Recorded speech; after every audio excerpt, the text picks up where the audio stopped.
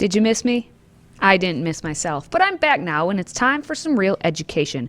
The mummies of Guanajuato are a number of naturally mummified bodies interred during a cholera outbreak around Guanajuato, Mexico in 1833. The human bodies appear to have been dug up between 1870 and 1958. During that time, a local tax required a fee for a perpetual burial.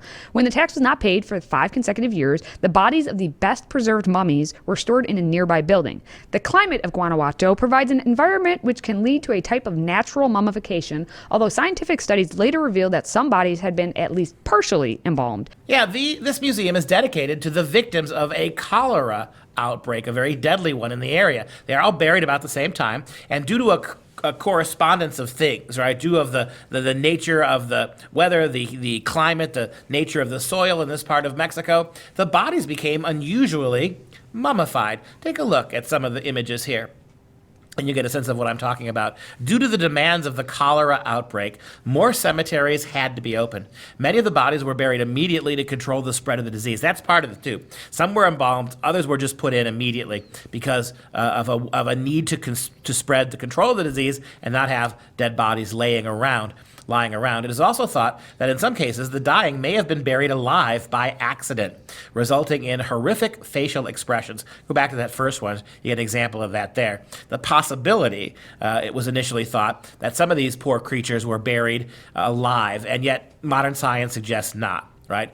Perceived facial expressions are most often the result of postmodern processes, like in this young child, probably not being buried alive. One of these mummies who was buried alive was Ignacia Aguilar. She suffered from a strange sickness that made her heart appear to stop on several occasions. During one of these instances, her heart appeared to stop for more than a whole day. Thinking that she had died, her relatives decided to bury her. When her body was disinterred, it was noticed that she was facing down, biting her arm, and that there was blood in her mouth. Horrible, horrible, horrible. The first mummy was put on display in 1865. It was the body of Dr. Remigio Leroy.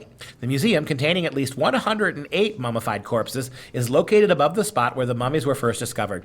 Numerous mummies can be seen throughout the exhibition of varying sizes. The museum is known to have the smallest mummy in the world, a fetus from an unborn child, from a pregnant woman who fell victim to cholera. Some of the mummies can be seen wearing parts of the clothing in which they were buried.